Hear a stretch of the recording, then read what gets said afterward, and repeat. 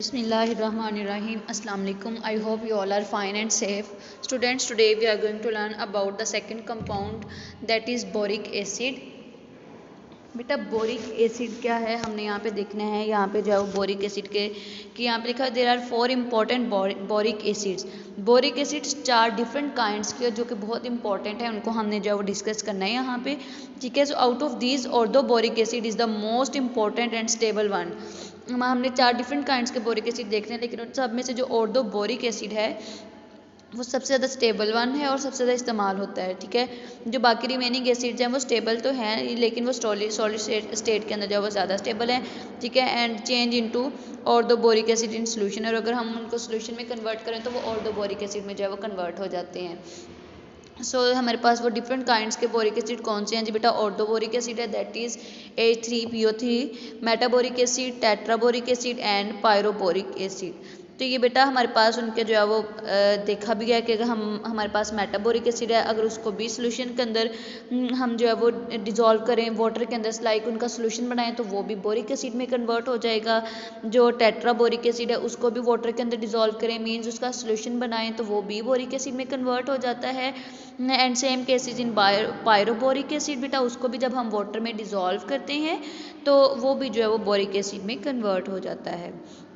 So next हम देखते हैं इनको जी ऑर्थोबोरिक एसिड जो है वो, या बोरिक एसिड, वो हमारे पास क्या होता है जो कि सबसे ज़्यादा इस्तेमाल होता है और सबसे ज़्यादा स्टेबल फॉर्म में होता है। ठीक है, तो बेटा it is a white crystalline chemical substance triclinic. बेटा ट्राइक्लिनिक फर्स्ट ईयर के अंदर आप लोग जो है वो आप लोगों ने सारे चैप्टर नंबर 4 जो सॉलिड और लिक्विड वाला था, वहाँ पे आप लोगों ने डिफरेंट ये जो है वो पढ़े हुए थे, डिस्कस किए थे कि ट्राइक्लिनिक होता है, मोनोरोम्बिक होता है, ऑर्थोरोम्बिक होता है। ठीक है, ऐसे टेट्राहेड्रल के होता है। ये शेप्स के अकॉर्डिंग जो है वो होता है कि किसकी किस तरह से शेप है, उसके अकॉर्डिंग जो है वो हम देखते हैं।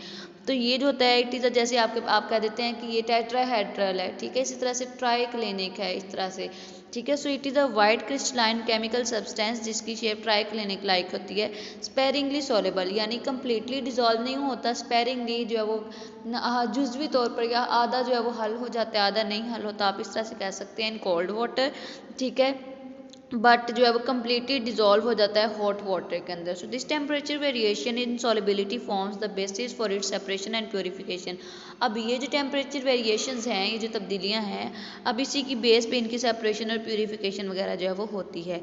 नेक्स्ट हम देखते हैं कि जो हमारे पास बोरिक एसिड है कमर्शियल स्केल पे, बेटा उसको हम कैसे प्रिपेयर कर सकते हैं। तो फर्स्ट वी हैव कोलोमिनाइट, हम कोलोमिनाइट से इसको प्रिपेयर करेंगे। सो ऑन कमर्शियल स्केल बेटा बोरिक एसिड जो है वो नेचुरल कैल्शियम बोरेट जो है वो उससे प्रिपेयर होता है, जिसको हम क्लोमिनाइट कहते हैं। ठीक है, और मैंने आपको कल भी बताया था क्लोमिनाइट बेटा आपके पास फाइन पाउडर्ड फॉर्म में होता है। ठीक है, by suspending it in boiling water while sulphur. अब हमने क्या करना है, एक टेस्ट ट्यूब ले लेनी है, टेस्ट ट्यूब के अंदर क्लोमिनाइट ऐड कर देना है।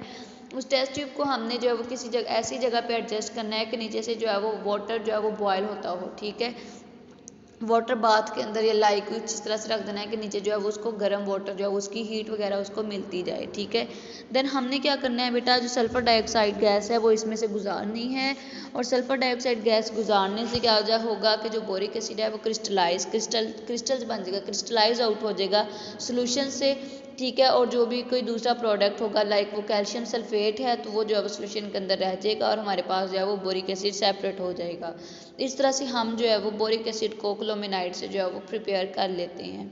नेक्स्ट है बेटी हमारे पास बोरेक्स। इसको हमने क्या करना है कि हमने हॉट जो है कंसनट्रेटेड सोल्यूशन लेना है बोरेक्स का। इसको हमने क्या करना है बेटा, कंसनट्रेटेड सल्फ्यूरिक एसिड के साथ कंसनट्रेटेड सल्फ्यूरिक एसिड लेना है, बस उसकी क्वांटिटी भी बेटा याद रखनी है कि हमने एक रिक्वायर्ड क्वांटिटी लेनी है। ये नहीं कि बस अपने अंदाज़न जो है वो थोड़ा सा ऐड कर लें, ऐसा कुछ नहीं करना। जितनी हमें रिक्वायर है क्वांटिटी, तो हमने उतनी ही जो है वो अमाउंट में हमने लेना है। ठीक है, उसको लेकर हम क्या करेंगे, कैलकुलेट करके हम उसको सल्फ्यूरिक एसिड को ऐड करेंगे। ठीक है, हॉट कंसनट्रेटेड सोल्यूशन के अंदर। फिर उस सोल्यूशन को जब उसके अंदर सल्फ्यूरिक एसिड ऐड कर देना है, हमने उस सोल्यूशन को करना है कूल डाउन, ठंडा करना है। पहले बेटा आपने जो सोल्यूशन लेना है वो हॉट होगा। ठीक है, फिर सल्फ्यूरिक एसिड ऐड करने के बाद उस सोल्यूशन को थोड़ी देर के लिए रख देना है ताकि वो ठंडा हो जाए। ठंडा होकर क्या होगा, जो बोरिक एसिड होगा वो क्रिस्टल्स बन जाएंगे, और उससे जो है वहाँ पे हम उसको सेपरेट आउट कर लेंगे और सोडियम सल्फेट सॉल्ट बनेगा। सोडियम सल्फेट एक बेटा सॉल्ट है जो कि हमारे पास बन जाएगा। नेक्स्ट है प्रॉपर्टीज़ ऑफ बोरिक एसिड। बेटा जो बोरिक एसिड है हमने अभी देखा है, बोरिक एसिड जो है ये वाइट लस्ट्रस जो है वो हमारे पास सॉलिड है, जिस सॉफ्ट सोपी टच देता है, यानी जब इसको टच करें तो ऐसा लगता है सॉफ्ट सॉफ्ट सा सोपी सोपी साबन की तरह का ये लाइट लाइट सा जो है वो टच देता है। Very slightly soluble in cold water. Cold water में तो I have already told you बेटा कि ये बहुत कम डिजोल्व होता है, बट हॉट वाटर के अंदर ये कम्प्लीटली डिजोल्व हो जाता है। ठीक है। It is volatile in steam. अगर हम इसको बोरिक एसिड को हीट करेंगे तो हीटिंग के बाद दौरान क्या होगा कि ये वॉलेटाइल हो जाएगा, यानी ये गैशियस में वो पिघल जाएगा, गैशियस आयंस में जो है वो कन्वर्ट हो जाएगा, गैशियस स्टेट में चला जाएगा। नंबर 3 बेटा it reacts with ethyl alcohol forming ethyl borate. ये इथाइल अल्कोहल के साथ रिएक्ट करके इथाइल बोरेट बनाता है। दैट आपके देख सकते हैं उसका formula C2H5 thrice BO3 that is ethyl borate. ठीक है। नेक्स्ट है when heated, fourth one, when heated strongly, जब हम इसको बहुत स्ट्रांगली बहुत ज़्यादा हीट देंगे, it swells to frothy mass losing water molecules, यानी ये स्वेल हो जाएगा। जैसे सम टाइम होता है ना कि जो डो बनाते हैं तो वो डो को थोड़ी देर के लिए रखे तो वो स्वेल अप हो जाती है। ठीक है। आटे की जो पिज़्ज़ा डो होती है उसको जब बनाते हैं तो वो स्वेल अप हो जाती है, तो इसी तरह से ये भी क्या हो जाएगा, स्वेल अप हो जाएगा। ठीक है। और वाटर मॉलिक्यूल्स को लूज कर देगा। It first converted into metaboric acid. पहले तो हम उसको वो जो हमारे पास स्वेल अप हो गया है, ठीक है, स्वेल्स अप हो गया, उसको हम पहले क्या करेंगे बेटा, मेटाबोरिक एसिड में कन्वर्ट करेंगे, देन उसको टेट्राबोरिक एसिड में, फाइनली जो है वो बोरिक एनहाइड्राइड में उसको कन्वर्ट कर देंगे। कैसे कैसे करने हैं आप देख सकते हैं। पहले हमने बोरिक एसिड को 100 डिग्री सेल्सियस टेम्परेचर दिया तो मेटाबोरेट बना, मेटाबोरिक एसिड बना। देन हमने उसी को जो है वो 140 मजीद टेम्परेचर दिया तो टेट्राबोरिक एसिड बना, उसको और टेम्परेचर दिया तो बोरिक एनहाइड्राइड बन गया। फिफ्थ पॉइंट है, it is a very weak acid and ionise to a very limited extent mainly as monobasic acid. बेटा बहुत ही वीक एसिड है, बहुत जल्दी आयनाइज हो जाता है, तो आयनाइज होकर ये मोनोबेसिक एसिड जो है वो प्रोवाइड करता है। ठीक है। It number 6 it solution has no effect on methyl orange. हमें पता है हम डिफरेंट जो है वो टेस्ट करते हैं, एक मिथाइल ऑरेंज टेस्ट होता है, बेनेडिक्ट टेस्ट होता है, तो हम जो मिथाइल ऑरेंज टेस्ट होता है उसके ऊपर इसका कोई इतना कोई जो है वो इफेक्ट नहीं होता। ठीक है।